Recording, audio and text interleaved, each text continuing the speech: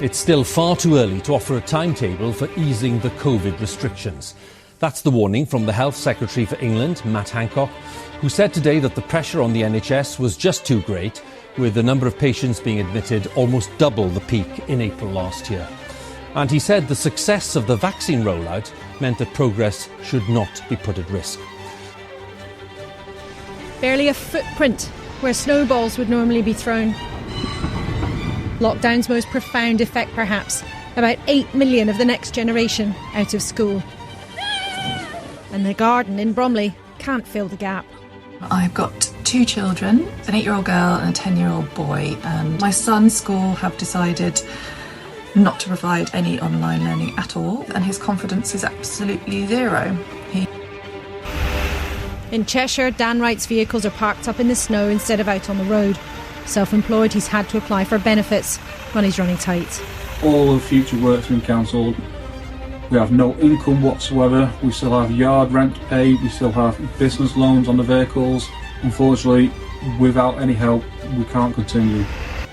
Only a third of pupils were in today, leaving Year 6 spread out in class. Their classmates not back for at least a month. We are not really used to having so many people in because of how long it's really been like this. I'm looking forward to having everyone back in school because I miss all my friends and at least I've got some of my friends here. Everyone would definitely be happier because working from home is a lot harder than working in school, which I do know because last week I think I worked from home for 2 days. To help kids catch up, a promise today of more money. But for those running schools, some questions are more urgent. 2 weeks' warning isn't long to plan for reopening. Is it going to be a staggered return? Is it going to be similar to what they expect us to do in September? Are we expecting certain year groups to come in? Are we opening it? Are we starting from day one with everybody in? Public Health England has detected samples of the Kent variant with mutations that may help it evade the immune system.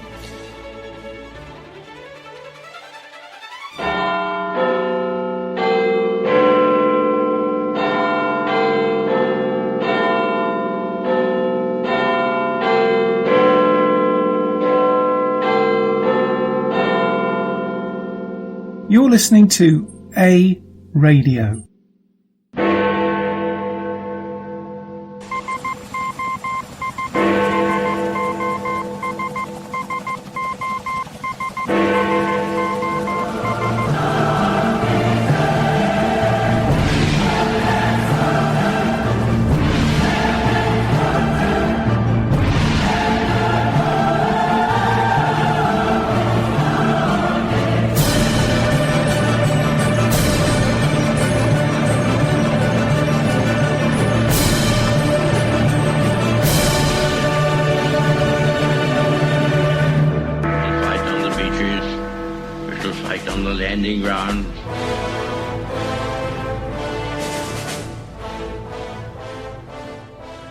Thank you for joining us. You're listening to A Radio, and this is the Morning Moment. Follow us on Spreaker.com and click on the like button. You can find us on most social media platforms such as iTunes, Spotify, and iHeartRadio. Go to our website, aradio.wordpress.com, for details, where you'll find more content and details on our podcasts and more. This piece comes from nw-connection.com. It's all about Dr. Anthony Fauci. I'm not going to give you the whole piece because it's way too long, and what I'm going to give you is long enough, but I just want you to hear this. This was published April 28, 2020 by Brian Fisher. Dr. Anthony Fauci, whose, quote, expert, unquote, advice to President Trump has resulted in the complete shutdown of the greatest economic engine the world history has known since 2005, that chloroquine is an effective inhibitor of coronavirus. How did he know this? Because of the research done by the National Institutes of Health, of which he is the director, in connection with the SARS outbreak, which caused by coronavirus dubbed as SARS-CoV. The NIH researched chloroquine and concluded that it was effective at stopping SARS coronavirus in its tracks. Yeah, that's right. You heard me right. The current coronavirus bug is likewise a coronavirus, SARS-CoV-2, while not exactly the same virus as SARS-CoV-1, it's genetically related to it and shares 79% of its genome. As the name implies, SARS-CoV-2, they both use the same host cell receptor, which is what the virus uses to gain entry to the cell and infect the victim. The Virology Journal, the official publication of Dr. Fauci's National Institutes of Health, published, which is now a blockbuster article, August 22, 2005, under the heading, get ready for this. Quote, chloroquine is a potent inhibitor of SARS coronavirus infection and spread, unquote. Write the researchers, quote, we report that chloroquine has strong antiviral effects on SARS-CoV infection of primate cells. This inhibitor effects are observed when the cells are treated with the drug, either before or after exposure to the virus, suggesting both prophylactic and therapeutic advantage, unquote. This means, of course, that Dr. Fauci has known for 15 years that chloroquine and its milder derivative, HCQ, I'm not going to pronounce that, I'm not going to touch that, will not only treat the current case of coronavirus, therapeutic, unquote, but prevent future cases, prophylactic, unquote. So HCQ functions as both a cure and a vaccine. Let me just say that again. So HCQ functions as both a cure and a vaccine. In other words, it's a wonder drug for coronavirus, said Dr. Fauci's NIH in 2005. Concentrations of 10 micro-m's, whatever that is, completely abolish SARS-CoV infection, unquote. Fauci's researchers add, quote, that chloroquine can effectively reduce the establishment of infection and spread of SARS-CoV. Dr. Didier Raoult and the Anthony Fauci of France had such a spectacular success using HCQ to treat victims of SARS-CoV-2, that's COVID, that he said way back on February 25, it's game over for coronavirus. Do you remember hearing that anywhere, ladies and gentlemen? That it's game over for coronavirus? No, I don't remember hearing that. Do you? The highly publicised VA study that purported to show that HCQ was ineffective showed nothing of the sort. HCQ wasn't administered until after the patients were virtually on their deathbeds. When research indicates it should have been prescribed as soon as the symptoms were apparent, plus HCQ was administered without antihistamine and zinc, without azithromycin and zinc, which form the cocktail that makes it supremely effective. At-risk individuals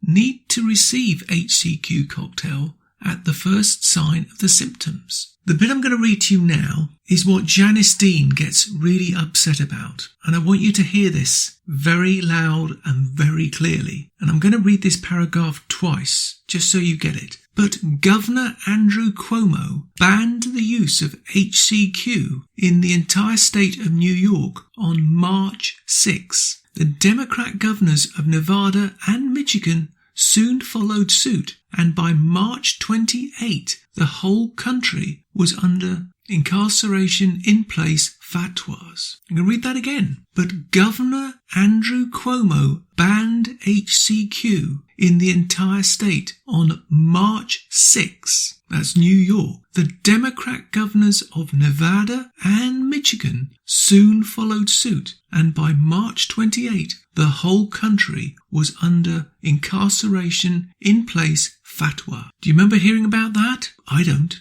And the same thing happened in Canada. And I've no doubt the same thing happened in the UK and in many other countries around the world. Why didn't we know about this? I remember Donald Trump talking about this, and they shut him down. They shut down the President of the United States. Why? The article continues. Nothing happened with regard to HCQ, the use of, in the US until March 20, when the president put his foot down and insisted that the FDA consider authorizing HCQ for off-label use to treat SARS-CoV-2. On March 23, Dr. Vladimir Zelenko reported that he had treated around 500 coronavirus patients with HCQ and had seen an astonishing 100% success rate. That's not anecdotal evidence, Dr. Fauci sneered at, but actual results with patients in clinical settings.